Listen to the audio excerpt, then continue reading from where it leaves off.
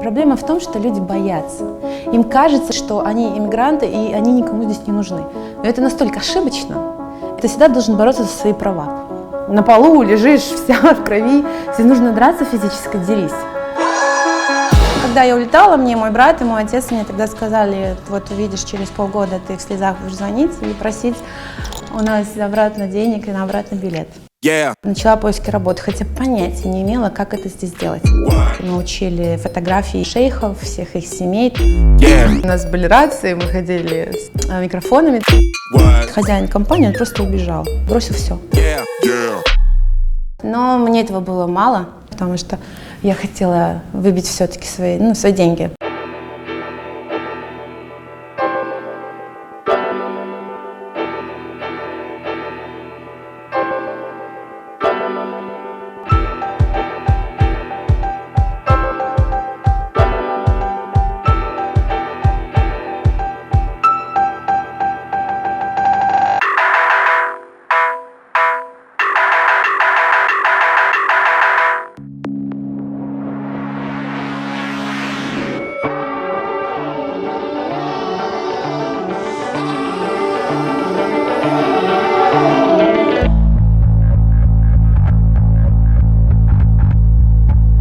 Это самый большой в мире молл, здесь очень большое количество магазинов.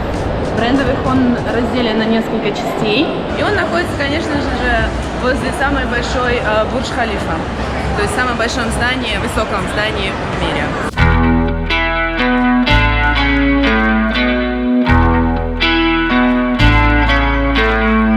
Я сама из Беларуси, у меня была хорошая работа, хорошая зарплата, молодой человек, в принципе все нормально.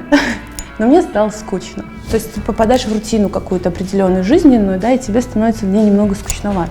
Соответственно, что сделала я? Загуглила работу за границей. Мне выдал список компаний, которые занимаются легально отправкой людей за границу. Я их всех пересмотрела, все лично обзвонила. Я добралась до МВД даже, узнать, о том, что они легальные вообще или нет. И так получилось, что я вышла на одну компанию, которая действительно занималась легально. К слову сказать, мой английский был никакой. Анкету заполнила при помощи своей коллеги, которой было достаточно хорошее знание английского языка. Отправила. И мне, наверное, где-то через недельки 3 позвонили, именно эта организация, и пригласили на собеседование. Я пришла, куча народа. Перед тем, как прийти, я выучила тему about myself. Мне же нужно что-то рассказывать. И, сажусь, и они меня, естественно, спрашивают, начинают задавать вопросы: расскажи о себе. Здесь мои знания помогли. И тут приходит контрольный вопрос от них.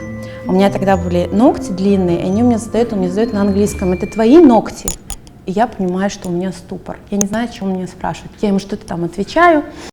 Он мне, начинает задавать какие-то другие вопросы. Я в стопоре, на него смотрю, не понимаю вообще, о чем он говорит. Я говорю: see you in Dubai. Я была уверена нагло, что меня туда возьмут. И, еще выхожу, и этой переводчице говорю: ну меня же возьмут, да? Она такая: женщина, иди отсюда. Я ухожу. Через месяца-полтора такой, я не знаю, удивительный голос в трубке. И я не знаю, каким образом, но на тебя пришел контракт.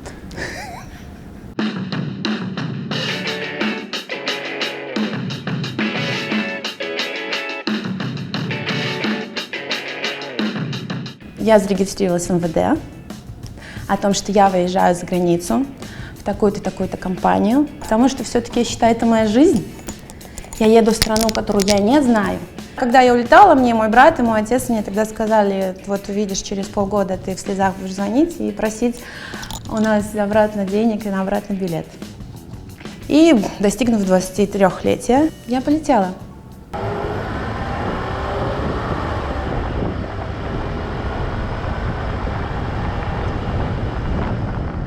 Мы приехали сейчас в райончик, в котором в 2008 году я приехала, и у нас здесь был accommodation, то есть общежитие. Общежитие, где мы жили с девчонками, 4 человека в комнате.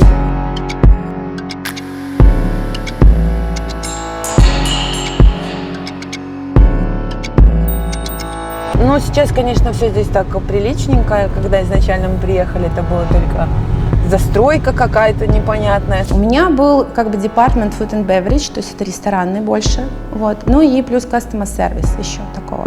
Мы каждый день учились, это было с 8 утра до 6 вечера. Вот у нас даже были экзамены, мы вплоть до того, что мы учили фотографии и имена шейхов, всех их семей. У нас был целый курс этикета. Да. Вплоть до того, что нас учили, как есть суп. Мы кушаем вот так, а его нужно есть с обратной стороны. Изначально мне было очень тяжело, потому что я не знала английского языка, но мне очень сильно помогали ребята. Девчонки, которые жили со мной в комнате, они мне помогали, переводили, объясняли. Вот. Ну и плюс к тому, что я ехала тоже с большой кипой книг английского языка, и я учила. Мне был всегда интересный вопрос на протяжении всего этого времени, почему же меня взяли? Да, то есть как бы у меня же нет английского, все остальное. И уже когда более-менее я говорила на английском языке и могла как-то изъясняться, я, значит, пришла к человеку, который делал отбор. И он сказал, говорит, у тебя был такой sunny smile, у тебя солнечная улыбка, поэтому я не мог тебя взять. Твой тут body language, изъяснение, все остальное. И где-то даже, наверное, в голове я себе отложила о том, что ты тяжело, улыбайся. Это тебе поможет по жизни. Нас не пускали гулять, у нас был такой очень жесткий график на самом деле. Мы должны были расписываться, записываться, во сколько мы приходим, уходим, заходим и все остальное. Иногда даже мы платили деньги security на то, что он не докладывал, что мы куда-то ушли и пришли поздно. Ну и само отношение к нам было такое, как сказать, ты никто, зовут тебя никак, и ты должен вот быть так. Хотя приехали ребята с хорошим образованием, с хорошим опытом. У нас была, так скажем, зарплата. У кого-то по-разному, то есть $300 у меня, например, это было в месяц. В Беларуси у меня была, я уезжала с хорошей зарплатой, у меня было в 2007 году это было 1000, я иногда выходила даже больше $100, то есть я приехала достаточно на меньший заработок, да, то есть, но не нужно бояться начинать сначала, особенно при opening team. Это может быть отель, это может быть магазин, это может быть ресторан, это может быть все, потому что непосредственно вот в это время, в pre-opening team, даются все знания. Они мне очень помогают до сих пор в какой-то степени работать с людьми. То есть иногда люди боятся начинать с чего-то, да, с малого. Иногда приезжают и хочет все и сразу, а получают ничего и постепенно, скажем так, да.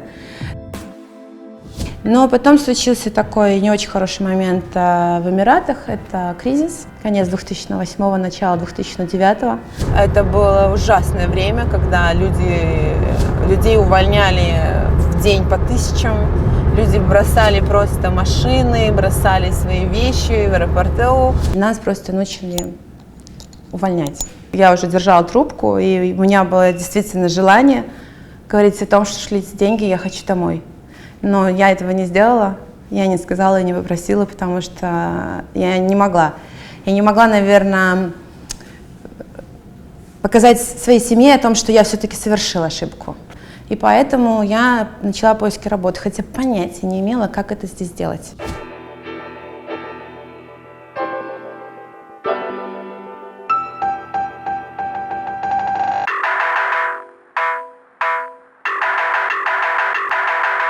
Я вообще сторонник того, чтобы искать работу, так скажем, на просторах интернета. Я всю свою работу нашла на Дубизле.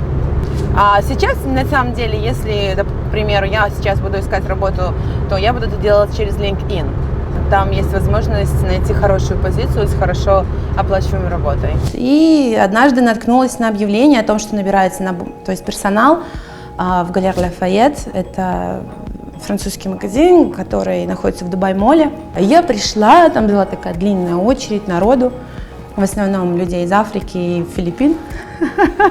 И я такое белое пятно, без расизма. И, соответственно, там выходил человек, и он проходил, смотрел, и где-то кого-то, наверное, подбирал, и меня сюда. Здесь, грубо говоря, большую часть времени очень жарко, и им нужно как-то проводить время, поэтому большинство из них проводит время в молах. Не только эмиратцы сами, но и вообще жители Эмиратов, они большую часть своего времени в летний период времени проводят в молах и тратят деньги. То, что и нужно, в принципе, поднимать экономику. Я начала работать в customer service, то, в чем заключалась моя работа. Это у меня был стенд, на котором, то есть, я сидела, если какие-то возникали конфликты, ситуации с покупателями, то я пыталась их, так сказать, разрешить. Они учили, как общаться, как работать именно непосредственно с людьми, вот, так скажем, high level, да, то есть VVVIP. Интересно, кто-то из моих остался здесь? Да, сидит девочка, с которой я работала. Зарплата в Lily Lafayette у меня не была такой большой, $1000 даже, но нам предоставляли жилье и транспорт. То есть я уже могла позволить себе пойти на какие-то курсы английского языка, потому что я всегда считаю, что инвестиция должна быть в первую очередь проходить в тебя, в твои знания. Насколько капризные покупатели? Очень капризные. В основном капризные это из Саудовской Аравии, из Катара, с Кувейта семьи. Я как сейчас помню, мы ходили, у нас были рации, мы ходили с микрофонами тоже, мне то Соня. Экшен. То есть ты должен показать, что ты тоже человек. Они видят, когда ты ставишь перед ними как бы немного дистанцию и, соответственно, потом предоставляешь просто качественный сервис, гифт-карт какие-то, то есть там бывает по-разному. Насколько вообще жители Эмиратов зависимы от брендов? Дубай сам по себе – это город, который построен на брендах. Ты хочешь, не хочешь, ты должен одеваться хорошо, потому что тебя само общество и окружение, магазины и все остальное тебя, я не могу сказать заставляет, наталкивает на это, у тебя само проявляется желание. А арабские женщины-шмоточницы? Они страшные шмоточницы. Они приходили, то есть они могли за раз там оставить 40-50 тысяч, и при том, что покупали, сгребали все.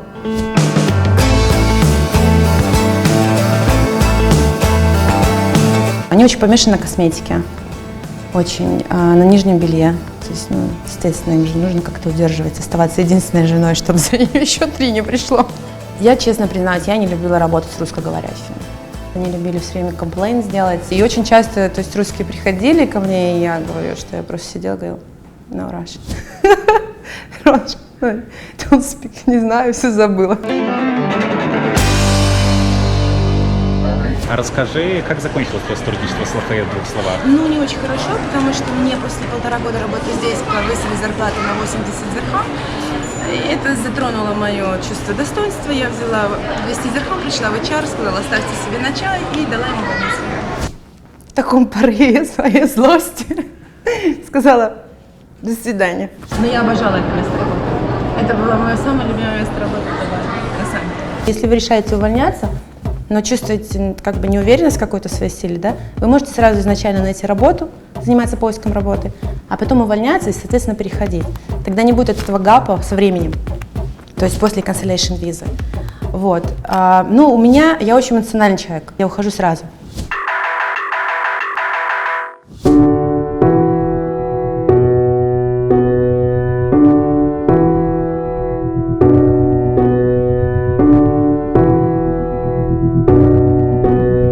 Мы находимся в GLT.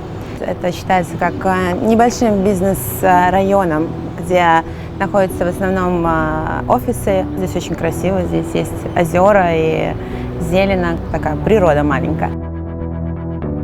Здесь прошел достаточно большой период моей жизни. Я нашла очень быстро работу, это была нефтяная компания американская. У нас было 3 этажа офиса, я была ресепшеном на одном из них. Общение с людьми. Здравствуйте, проходите, подождите, вас примут.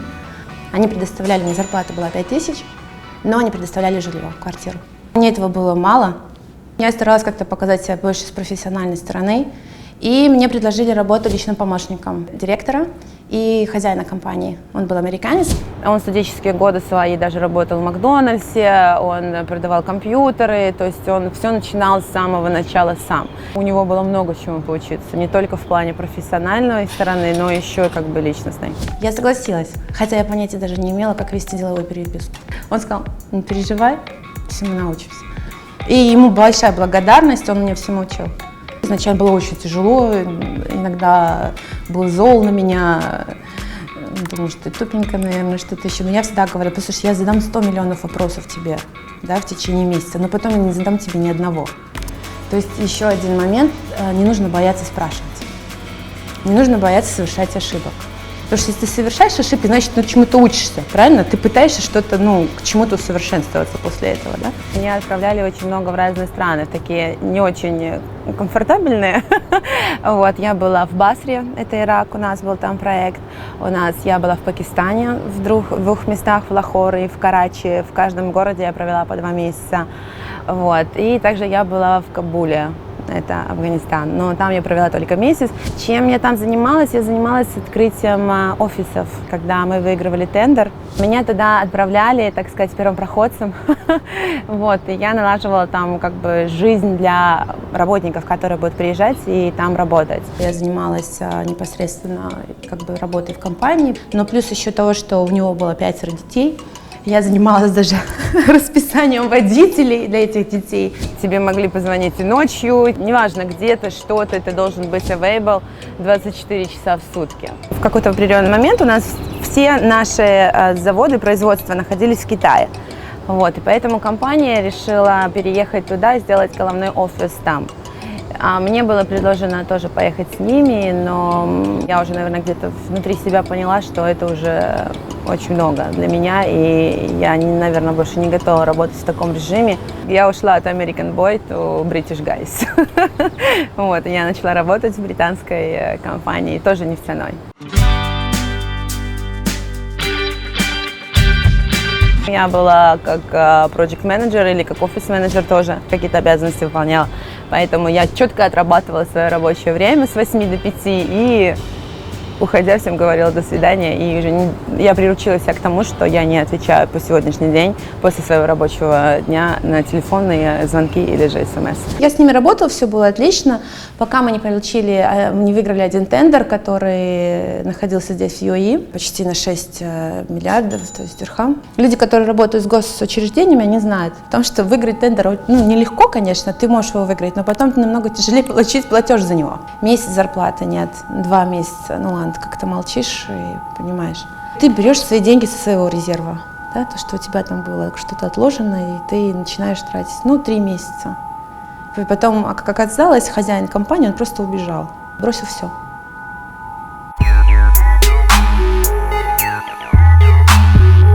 Я занялась судом сама, почему-то я чувствовала себя достаточно уверенным человеком во всем.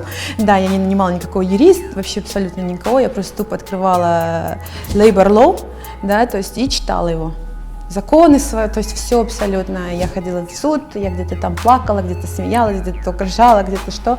Я сама составляла там письма, опять-таки пользуясь интернетом, переводила их и заверяла в суде на арабский язык, потому что я хотела выбить все-таки свои деньги, которые я заработала. Я могу сказать, что здесь суд всегда на стороне работника. Проблема в том, что люди боятся. Им кажется, что их здесь никто не послушает, что они иммигранты и они никому здесь не нужны. Но это настолько ошибочно, это неправильно. Я считаю, что ты всегда должен бороться за свои права. Плевать, где это. Пока ты поймешь, что все, вот это действительно конец. Ты там на полу лежишь, вся в крови, если нужно драться физически, дерись. Но ты должна идти к своей цели до последнего. Очень важно ощущать то, что тебя кто-то дома поддерживает и ждет. Ты знаешь, что ты можешь вернуться туда в любой момент домой, и тебя примут, то есть, в любом твоем финансовом, физическом состоянии. И это помогает тебе как бы не делать ошибок здесь. Потому что если тебе некуда возвращаться, ты начинаешь метаться просто, да, и искать варианты любые. То есть хвататься за любую работу, непонятно какую, допустим, малооплачиваемую. Некоторые опускаются с самой такой не очень хорошей профессии, древней, для того, чтобы хоть как-то заработать денег, да, и остаться здесь. То есть возможности бывают разные, то есть, к сожалению, и ошибки тоже. Я дошла до британского посольства. Изначально они меня отфутболивали: вы не гражданка Британии, что вы от нас хотите? Вот, но я не прекращала писать им письма, но они, в принципе, помогли, потому что я их достала, наверное, поэтому у них не было выхода, они не могли от меня отмахаться. Под нажимом британского посольства могу сказать, что он мне начал выплачивать деньги по чуть-чуть, а потом судьба меня закинула в Аляин.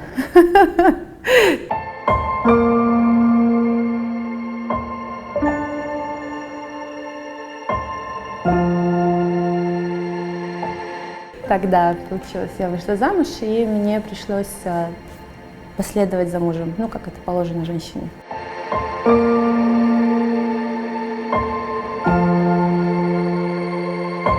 В большого города для меня, да, то есть, можно сказать, мегаполис, я переезжаю в такой достаточно спокойный, уравновешенный, гармонический город такой. И я нашла работу, то есть, соответственно, я работаю сейчас в школе, очень так спокойненько, тихо. Конечно, бывают свои какие-то нюансы, как и везде, но, ты знаешь, даже уже прошел период, так сказать, моего замужества, и мы уже с мужем как бы развелись, я пришла к такому выводу для себя где-то внутри о том, что я не хочу возвращаться в Дубай, потому что мне очень комфортно.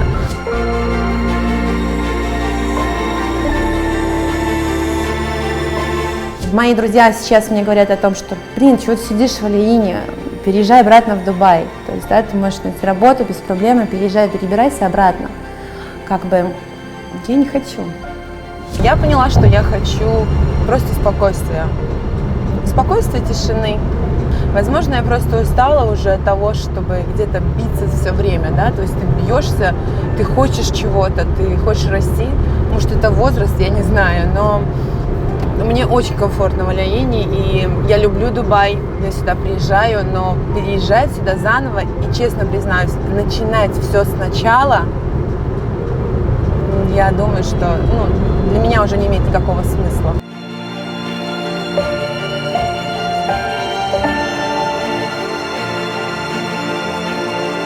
Через 5 лет где ты себя видишь и кем ты себя видишь? Через 5 лет я не вижу себя в этой стране, я не здесь. Я не знаю, где буду. Возможно, это будет Беларусь, возможно, это будет где-то Европа. Если Европа, наверное, Испания. Карьеры строить я больше не буду. Я не буду тратить свое время, свои силы на то, чтобы делать карьеру, работая на кого-то. Потому что, да, ты можешь пахать, ты можешь работать, но твоя компания никогда не станет твоей. Все-таки хочу прийти к тому, чтобы работать только на себя. Сейчас ухожу в основном в IT-сферу, чтобы я могла работать независимо от своего местонахождения. Если бы ты завтра поняла бы, что вот все вдруг, там, Эмираты закрыли всем все визы и нужно улетать назад. Мне очень тяжело отсюда уезжать. Я хочу, но мне тяжело. То есть моя семья сейчас очень сильный прессор на меня идет, чтобы я возвращалась домой. А я не могу объяснить им причину, почему я... Хотя мне сделали в Минске сейчас 3 хороших предложения, действительно, для Минска очень хорошие. Я вот на самом деле, мне очень тяжело определиться, что меня здесь держит. Наверное, привычка. Мелочи. Это, например, такие, что ты приезжаешь заправлять машину, ты это не делаешь сам, а это кто-то делает за тебя. Такие мелочи. Вот кажется, примитивные мелочи, но ты уже привыкаешь, ты обрастаешь всем, и тебе удобно здесь. Я уже обросла здесь с друзьями, с которыми я дружу на протяжении всех моих 12 лет. То есть это действительно настоящая дружба. Люди, которые со мной были в тяжелую минуту, в хорошую минуту.